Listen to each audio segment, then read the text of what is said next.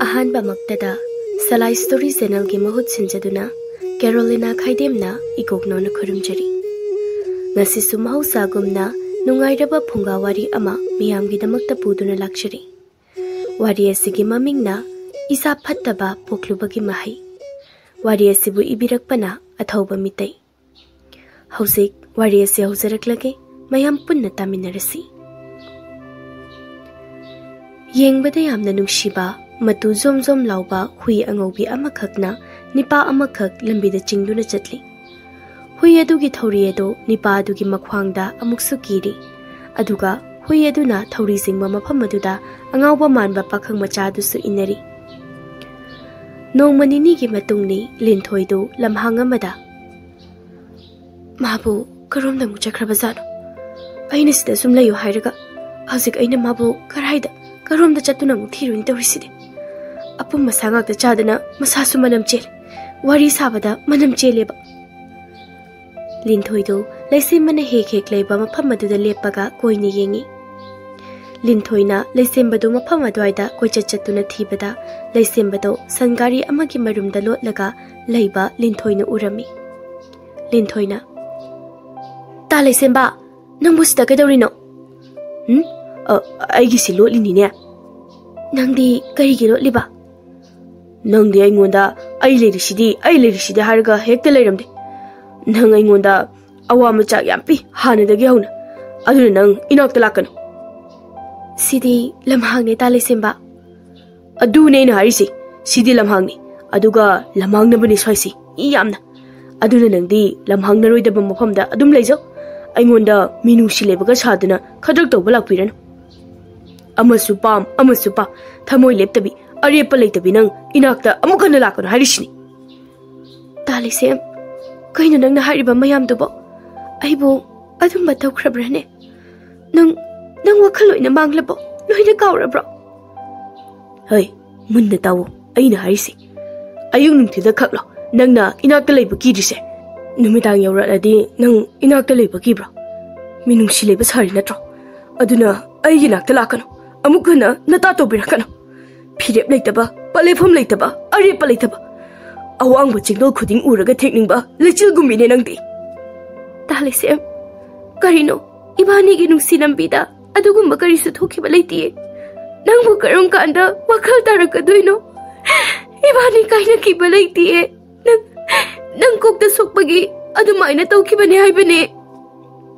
Thajaba mankrabana hakpu kaina krikhan krabana hakpu nushiri ngasisu aina nangpu nushiri nushibagine aina nangbu ngakpiba ngamdriba waroribase nusirati ngakpipam thoktro ado aidi nanga kaina di ngasisu ado nang apum masa phatta haudi chaganuko ai ngasigidi yumda halage hayengdagi nanakta dum leiradabani linthoidu chatkri laisembadu sangari dugi marumda phamlaga adum lehori linthoide yengaga ayukni linthoido nipanaha amaga sangari amada Echa mabu dumaina layeng wahirprane amabena haide ado ai mana pharpa ngaiduna hingani yana thoi karigino Echa nupi noina ahen batuk yamna pamisibo laire bai khoige hinbada yam wani haibagiro wakhando lali bungo thodokse kanamata menta na tre aina mabu hundoklaga bazigi manakta lotkibadawna loina khale mayamna nupi khudimak ahen ba loina thibane haibado lahangani ado ai tali sembagi manakta magi yum macha ama sabiraga mabu senaduna laminarake khale Echa madu oiba yarui karaidagi chengchak thiduna ichena mabu mabuk thakani aina ngamna bonagani aisu khungkhut palibasidi Echa nangse nupi ne haba kauraga haribro kaurage khale ai nupi ne ado magi damakta ai nupa amagi thona laurage khale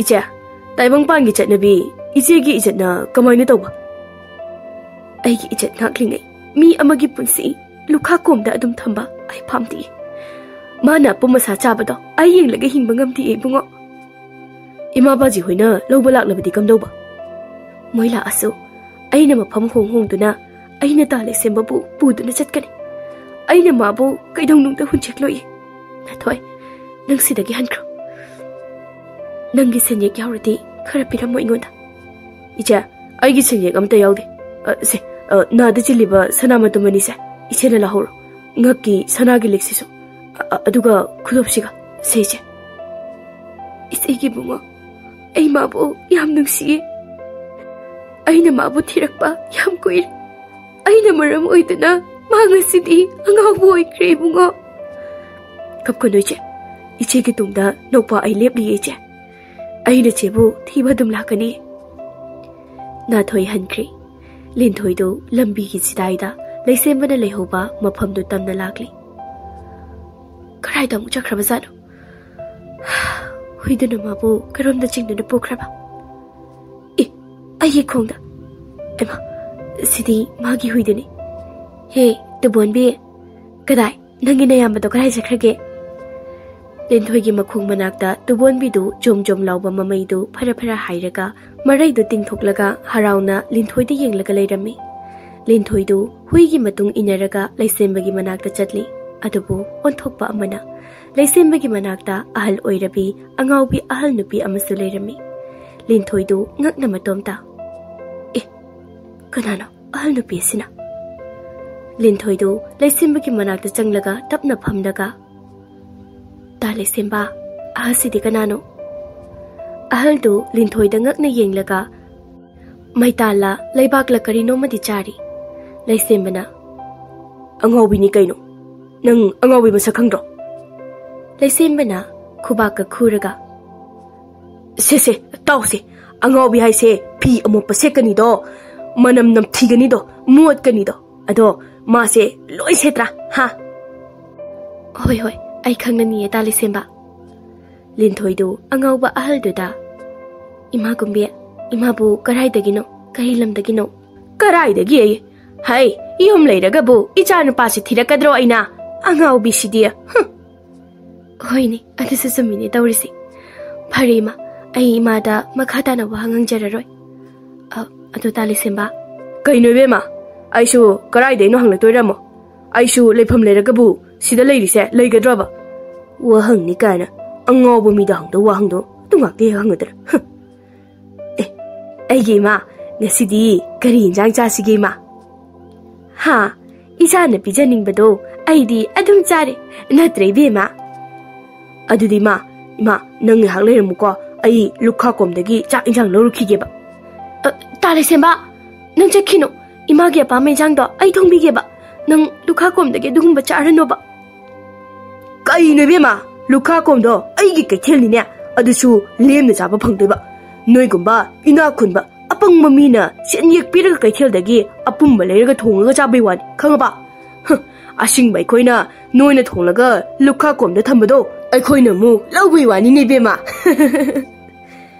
lin thoido matomta aina themba khar yarambado ahal se lakpadagi ngamna satna bamu yakhidre tali semba nangse lin thoido matomta muka ai ahal se kamaina tan thokani chalan khiba oido bodi mantre mama mapa machi manau kana seleitaba tali semana ahal se mama oina ukraba male ai mafam sidagi chatpa yatre dudi tali sembaga marai bak thiraba ahal nupi siga yoklaga laiminarake linthoi do laisembaga ahal nupi duga senaduna leirage khankhri somda linthoi gi mapa amadi mabung mapa sing yumda khatna chainaba thokli linthoi gi mama kabok leina hai noi bu amukta phinga khino haiwania ibe mado hanam ta thiro khoba noi ma gi haktak tane nachina naw hanaba tari haiwania kabok leidu matumta amu has hat ya hatok narishinu da awoiba nipa ahal ga yai maga sei hatok naraga sirabadine ai ga ni pase thumna dawni kabok leigi nu palam ta jauna hai noi tari bra achoba ai wa hage angang duna la yeng bi yaga da boirabadine lawruraga amai ba tawraga la yengsi isa mangdana bu khonabada micha do mangle aduga micha do mangbadagi isa amuk yaudre mangbasi kai kandabda ahen ba hai mama pumna maksai nang na sinma ngaktani tazani reda dudi noi na sa pa singna khara hayo khara thingoi dina tawri na troi gi se noi na sa pa ahal ga yai magana sinba la lo ngaktani masida aingonda koselakanu ingkhol munabaisu aingonda ha adudi nang sukara haininga galerambaga hairikpa mankreda naral thaidoknaba machani pa ahalna baje ise do hoje kari fifam da leirge magi masak phajaba mabuk phaba pat phudit sengbaduga yaimana ta chawna haidu sumini lamta jauna hai ado phudit sengba noigi nache dugi nupa duna yumsidagi noidagi chengmaru amata lawba lakrabro ha aduga ina kera khunba noina noigi nupi singdi kayam nungaina thambiraba ha nasedi phudit khotlasu yamna harau nungaina thambirine ado noibu nongmata noigi nupi duga chak punna saminarabro nangi chaningba matamda chanaraga natuda lukhak pijaba sa maduro ina khunbagi nungaiba yumbal punsi haribdo ha kabok leina I aidi mapada kondi phengande ko chal hoi phina china kanthara kani nangi angka dusune ai loina khangma jani nasa nawa yolaga leni khanba ai angka to bata bane adudi hoji nipa ahum suba ibom chana bajia kai angka no bajia ai di wangang de ko nangdi karai de yaurani kya nama ki phiji yalaga lerega hoi kabok legi mamai chobang pukphata lamta zauna angka hairakpa da machil manau nipa ahum do makok thina sarami maramdi lamta zawgi do ingkhol piroi losing amata piroi harini numidang ni machani pa yaima thoibadu ingkhol mayai da lepaga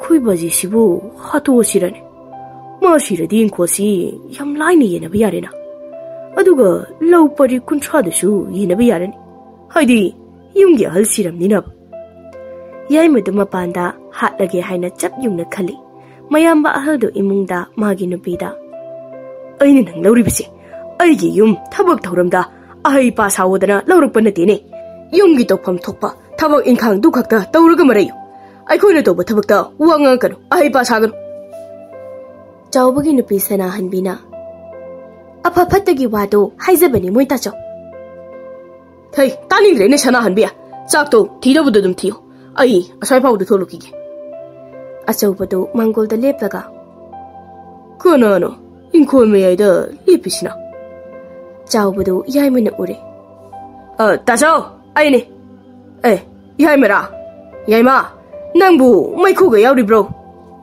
maikhu di yauri tasaw ya hida khara yauri dairamu ai kumtharake chawbadu changni ingkhol si yenadragasu magi mapa khara pirabadi phadone khoi bajisina madu oiroidaba wanida tasaw kuirine yaima ingkholgi insang chadaba aigi nangi edana tang tabi ama leitramnina kanana ingkhol koining doribno nangi aigi edana mafam chabi amam leiragadi insang na pi thanarani mahai marong hekpada bajina wangang libase ngangdaroidana aina khara hene hekdurabadi wa hekta ngangle punna thaminaraga hene he edana aduna ai pochai hekpa ikaine tasaw adugidi aingonda sungang adugini aina mamang chahidagi ingkhol koibi yaukidabdo hoi adugini aina haribisi ingkhol yenadringai magi ingkhol koinanaba mafam khara piyo na haribisi tasaw nang wa hanjana ji yam ngang mado sungmoi oirodaba wani habinemi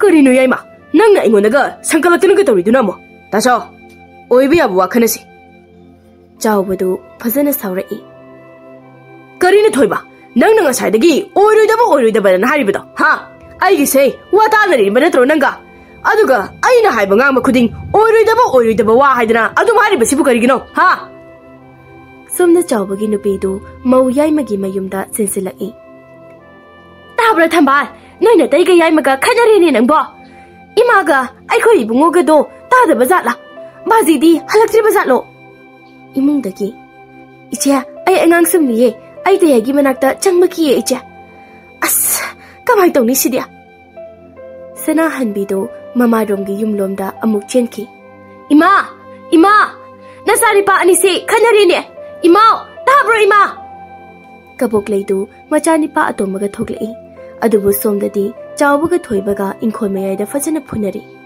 thoibana nangni khutharaga aina iyambanena nangni kido ngalaga leyo haro chawbana so nang so aingonda piklingai napangal pharini haidana yaimane dana aingonda yam phurakibadaine adugi aina hojik laman khumibani Kariya, laman kumini haiba.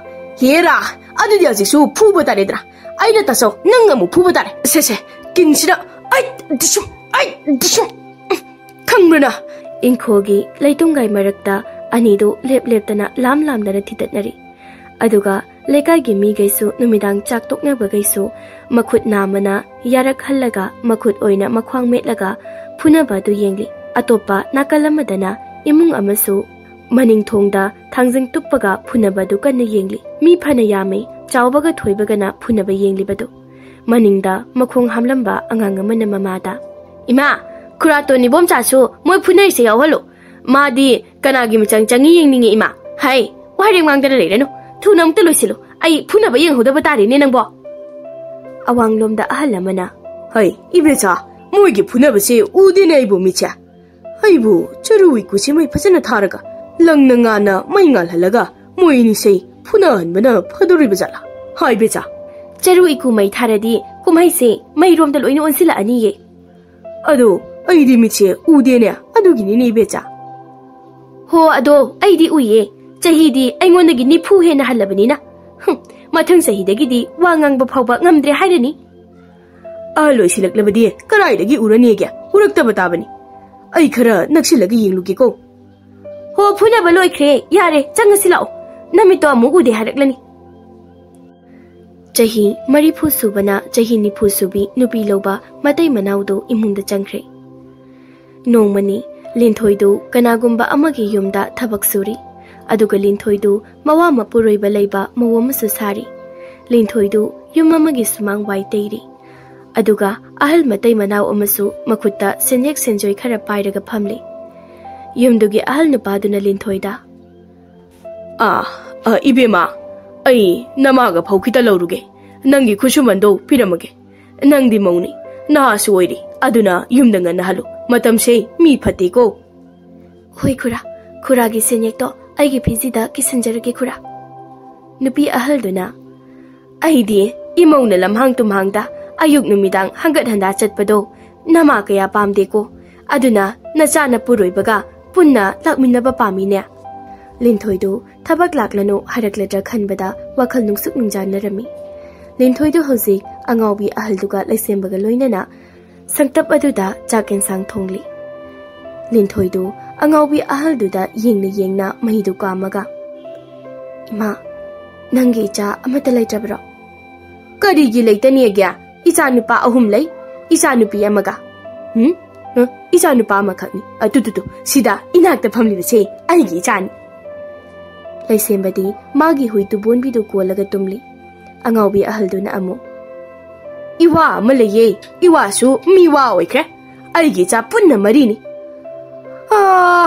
Aigi icha nupa aniga. Agi icha nupi amaga. Aduga sida tumli base sigi icha siga. Si makai sini aigi icha singsi. Agi cha haidi kanano ima. Imadi laifam leite hairibadudi. Hai, laini angawbiya. Icha nupi adombisu lai. Oh, phare dudi ima. Ado ai ngasidi imagi nga leire. Nacha nga thongge ko. Angawbi ahaldo harauna. Angawbi sidi karai nga do ai semge pirosi. Ado ibema nama irujege yabra. Imabu iruzaninbaga phawbrane. Karigi phawdani gya angawbi sidi. Phare dudi ahagi pukri sida luzabiruro. Ado ima iruzabada isingda mapan thoksinbadi yam phate ko. Aikhoina sizinaribe isingda amanga soi tausinba laina sawi ko ima. Hoi hoi, ado mina taraga aise wakhal yaudaba mankini. Ai pukrida iroiruge ko.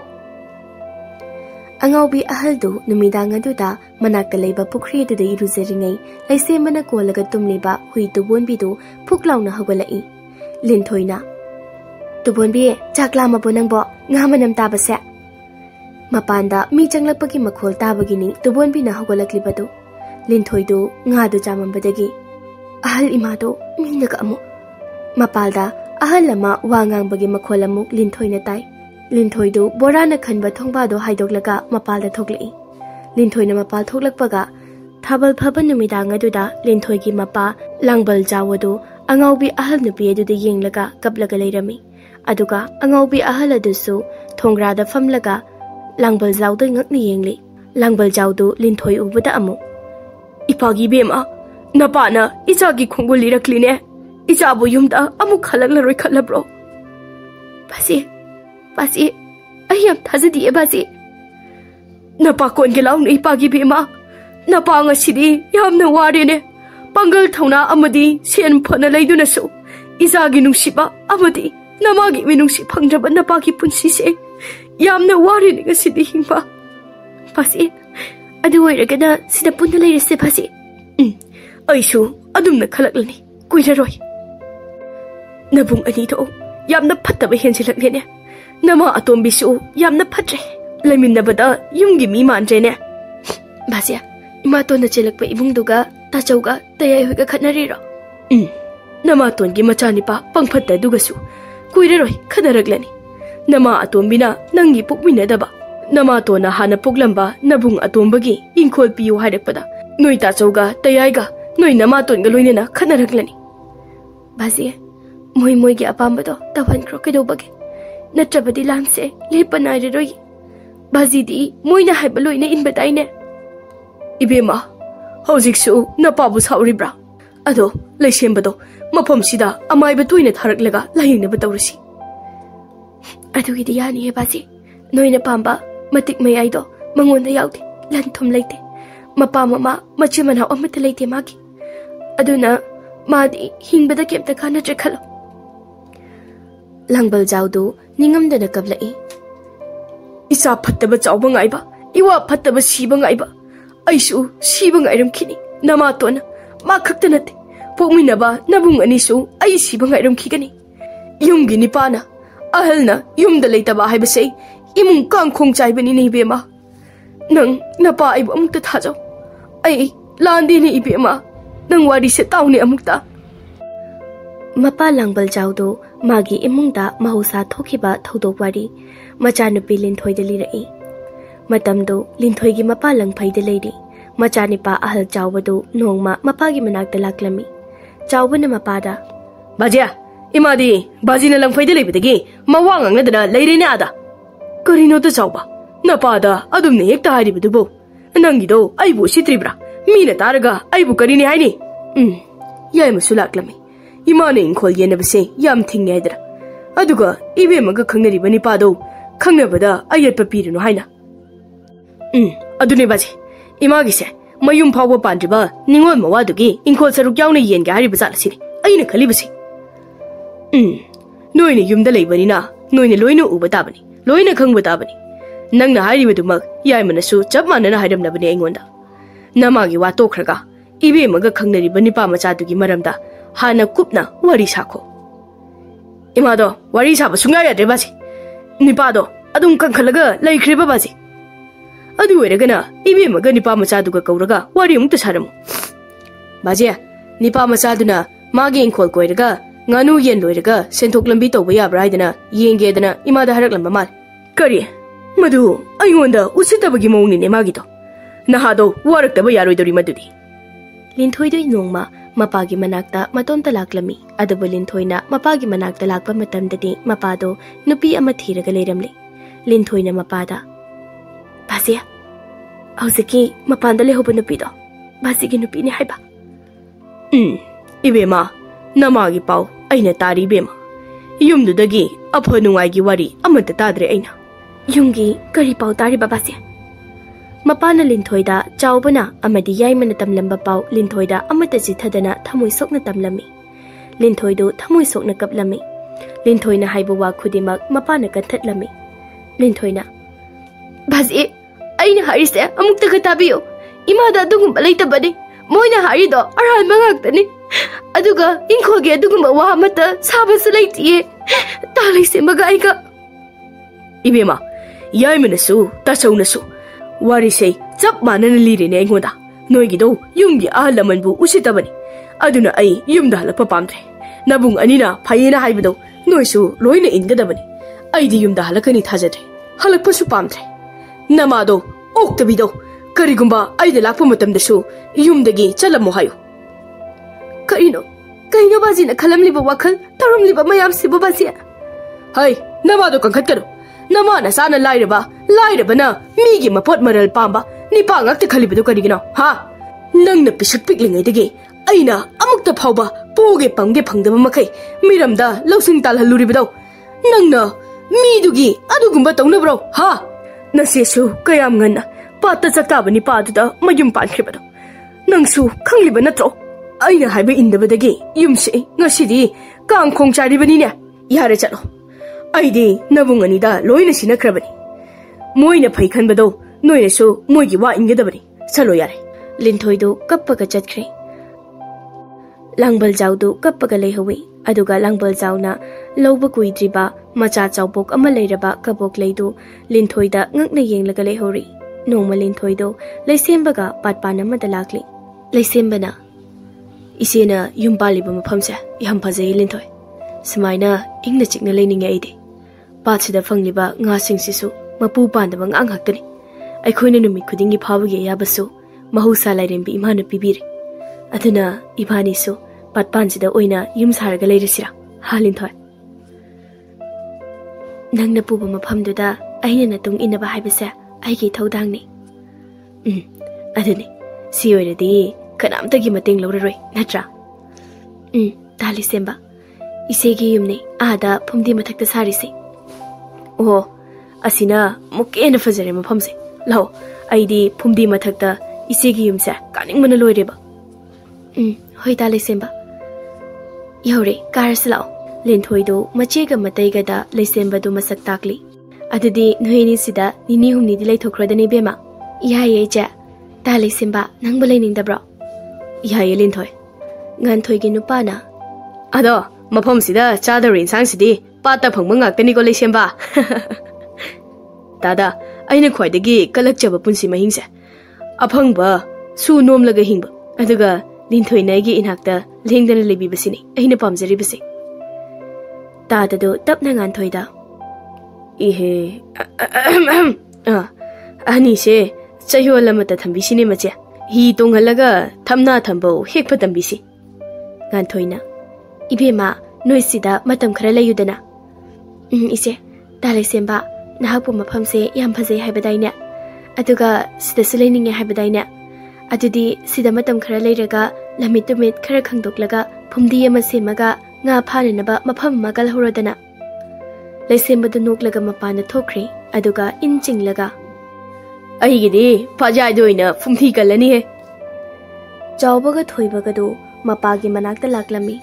Adubu mapana lauriba nupi atombi duki machani pa pakhang linthoi daki chahi hanba ama leiramba duda chawbaga thoibaga do mai hauna saurami chawbana adudi bazigidi nupi atopa thiba yana ba tauriba marai wede hai marai aidi kari no chawba bazigi nupi atombi sigi wari aina haribisi hai ai so ahloire aduga solaba aina mapam sida aire tauriba thabak singa sigi mateng pangma ngamgado ba amasu laire haidana khandokle ai hojiktia thoibana bazia adudi lammin khol yena base magisu sarok pifam thoi hairaglani ne dudi aina pokera po oigera isa haido oirebanina masana pifam thok patabani ne noibo langban jawdu sordu tapna sangna hontoklaga ado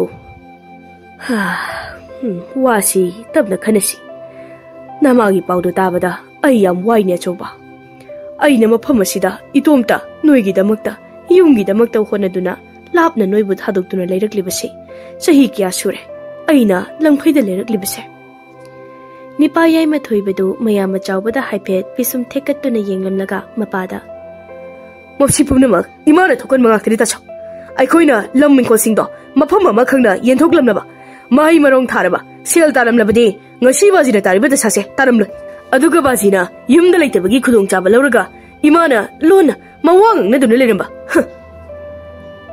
langban jawdu yaimagi semjin sajinba wahaiduna hena thamoi kaikre jawbadu yaimada yenglaga pisum thekatlaga nokfet tawna matomta aikhoi yaimasidi kokti phajana sanare he hose bazina kari pakompir iyeng mapa langban jawna yare noigi wado amu haudoraklanu aisu namatongi sida dum leirage noi anigi inkol saruksu aina pirani aduga namatongi masa singsigi inkol machet amaga Ibemagidi aigi sida mayum pandiba phawba lehelage thoibana pumina daba magidi bajina hojik leiribam phamse adu mohelo baji asomdadi khulam simbiraklan chawbadu yaimeda wangang ba lepu haibagi mongda satlauna yenglaga chawbana amu bajia ibemadi masigi manakta launa leinadriba mawaduga punna lemini kharmal kari maiti khoigi chatna lonchat ki wangbada mana adumna tawba yabra ha mama machana aigi ijat pumba yonduna aigi punsibu lekha ta hanba ijat khonggoina ba khangani dra hai yaima nupado tamthina phuraga patu de inthako aduga namasu yumda ki tanthoko hoi baji makhada ba thabaksing thachaugi banina loina dum tawrakliki baji na pamado loina pangthokliki hositi chawbaga thoibaga thorakpada mama atombigi machanipa ibom chadu thongalda thengnei thoibena ibom chada yam nungsidaba khonjada oi nangla atombigi macha aribase ibom chana oh imahangi iyambani doige doribra chawbana ne yambani dori fare fare ekhong chalukige chawbana ibom chagi lengjamda pop pop launa tharamlaga chatki ibom chadu mapagi manakta changlai mapa atomba langbal jawdo makoktu pairaga mitpan na tairiba mapidu khudayamana taithoklaga tumina famlami ibom chana bajia langbal jawdo mamit noiraga namadi udena inengu biyoida kari kari wano tana hobane kari wa tana horiba namadia inkhogini baji khangdreda noigi thabok ai kok yam sai ai imungda ngakte potharu kige ko hoi baji imana farena ba sinjaraklani baji langbal jawdu changkre ibom chadu matomta ani do imung thukai bala yore ni ba adugi wade aishu thukai biam naida imagi bani noide da lekhi saro aduga ima chana kari ngamge do noi amuge asumna chawbaga thoibagana pata chattuna leisembabu asumna chawbaga thoibagana pata chattuna leisembabu maral kaya pisinduna tamthina phubiduna pata thadarami adubu nganthoiga tadagana lonna kanbi haure adubu linthoidi mabungani na mapagi manakta sinaramle masigi chumathakta chawbaga thoibagana mama ibe thoida mapana nupi atombi ama lauraga leire machani pa amasu yauramle nupi atombi thiba kuira male haina seran turan ba paukaya ama tamsinbadagi mama ibe thoidu masada maicham thau haisinjaduna matomta mai thaba horamle adubu makok amadi mamai saruk chaklabasu sagi gi misingna matam chana kalhubadagi yam phibam sokpadi oidre adubu ibe thoigi mamai ga makokagi masam yawba saruk kharadi maina chakhibagi yengbada phibam khara sokli mina masak khangba khara wadle asumna ibe thoidu mapuroibana yam tamthina minam lamba aduna macha ani duna numit khudingi hena awaba pibaga ibe thoi nongma nongmagi wakhal joiraktuna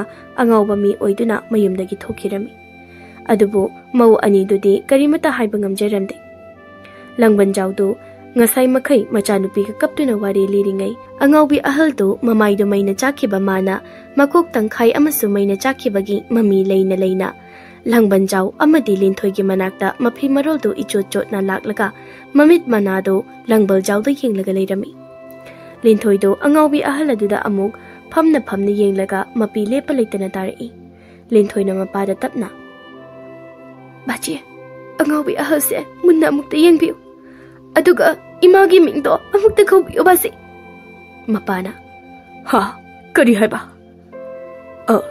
ibe thoi angawbi ahalduna tapna hau moi mapa ai nanggi wadi loina tahawi moi mapa ha nangbu ai gi be thoi ro ha ai gi be thoi hai nin thoi namani ne maksi nangi namani ne lin thoi do hek kablai ima ai ni ima bu masakang ludrima ima gi awong banai basakta mamadi khonjal do nasana khangongam ludrima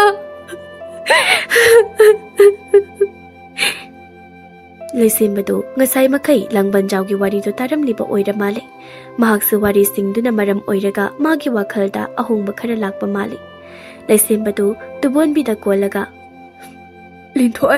linthoi do yamna angakpa amadi harawba maithong amaga loinaba khonjelda tali semba hau nuigi wari sa afa nungaigi amatasu yauramdre baji.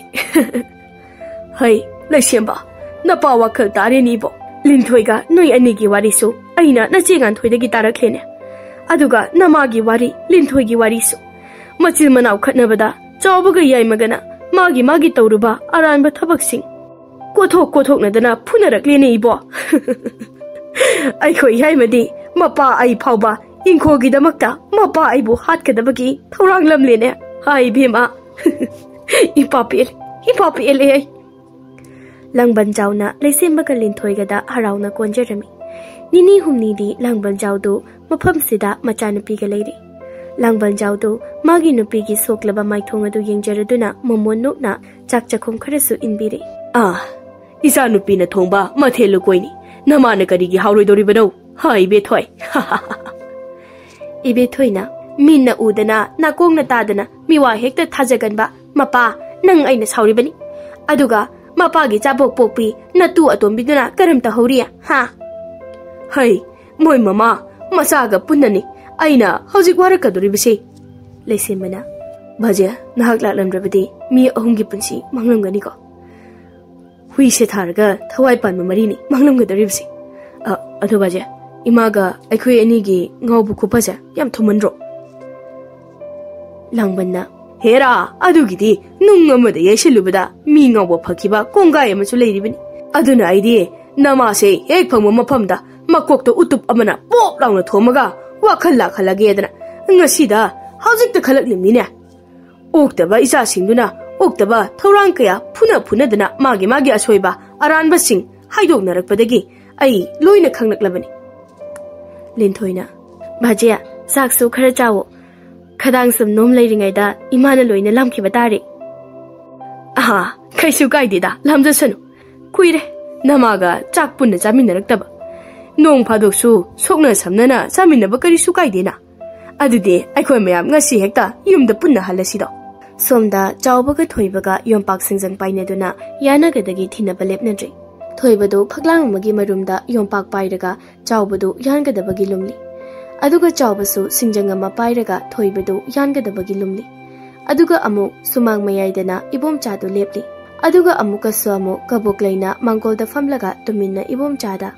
Hai, apang angauba moi anido hatna haluni nangbo. Moi ani se sirabati lanthum singsei ibanina loina phangudoribani ne apang nangbo. Ibom chadi yompak singjangadu ubada kibana loirabani. Ibom chana peri. Ima Aidi yang kije ta chauga te yaigana tongnarisi. Aduga ima nang kari no pangaida hajilai. Chaubana ibom chadu kausillaga tapna. Hai, ibom cha. Namana kari haribana. Lausta changu. Aduga hairo lau.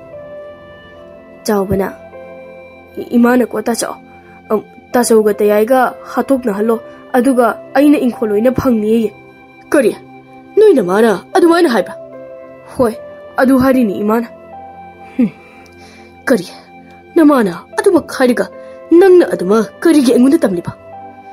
Ta chauna imana engunda kari hari no hangli dede adugi tamini kaino. Hoine, adu susumine. Ado, nang se hanadi yam singdaine. Aduga yam pangina. Karai dei singmano da tacho. Imana mawana una nairaga harawa ahinabu. Yai matomta ibom chagi makok machi ama ubada yenglaga. Karino, muinina khanaribasina. Ayemu ibom cha sikauraga hangi. Ibom cha. Ibom cha. Ibom cha du somda amuk changlai. Tayaina kaurisi salaudabada ima cha se nga sembada ora semaga thongdoke haidori. Aisu yam singba yam kanma manbai wan kokti pura gadhani. Ibom cha du yai magi manakta sinsilai. Tayai. Ai kau berarti ya? Kau rini ni aina. Shh, tunggu. Nangna tak jauga kari wari sendiri no. Ha.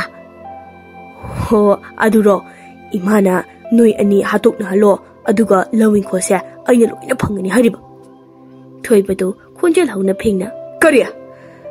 Namana ichilina hatok na halo haiba. Chau badu su tholi. Aduni yaima. Masigi mawadi naidana macha pokpisi. Masini ichilina se hatok na handore ne. Chawbaga thoibaga du sumangda thokli kabuk leitu mangolda phamlambadagi sumangda phallauna chongthoklaga kari ai ꯑꯩꯕꯨ ꯏꯋꯥ ꯅꯥꯏꯗꯅ ꯑꯉꯥꯡ ꯄꯣꯛꯄꯤ ꯀꯒꯥꯏꯗꯅꯒ ꯍꯥꯏ ꯁꯤꯁꯨ ꯏꯕꯣꯝꯆꯥ ꯅꯪꯅ ꯍꯥꯏꯗꯣꯛꯂꯤ ꯑꯣꯏꯗꯣꯏꯅꯤꯅꯦ ꯍꯥ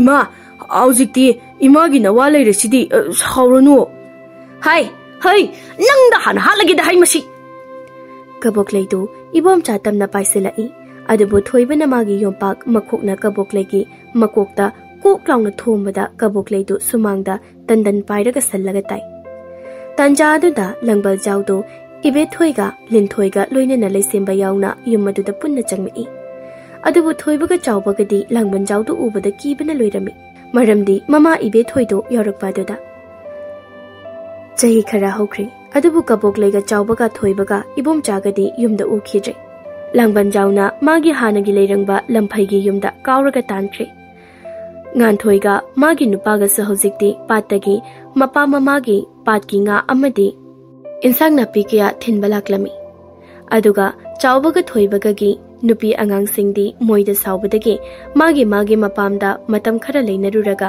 ꯂꯥꯡꯕꯜꯖꯥꯎꯅ ꯃꯃꯧ ꯃꯁꯨꯁꯤꯡꯕꯨ ꯀꯣꯟꯕꯤꯗꯨꯅ ꯑꯃꯗꯤ ꯂꯩꯁꯦꯝꯕꯒ ꯂꯤꯟꯊꯣꯏꯒꯁꯨ ꯂꯨꯍꯣꯡꯕꯤꯗꯨꯅ ꯌꯥꯝꯅ ꯅꯨꯡꯉꯥꯏ ꯌꯥꯏꯐꯅ ꯃꯥꯒꯤ ꯌꯨꯝꯗ ꯀꯅꯥ ꯂꯩꯇ꯭ꯔꯕ ꯂꯩꯁꯦꯝꯕꯕꯨ ꯂꯥꯡꯕꯜꯖꯥꯎꯅ ꯀꯣꯟꯕꯤꯗꯨꯅ ꯄꯨꯟꯅ ꯂꯩꯃꯤꯟꯅꯈꯤꯔꯝꯃꯤ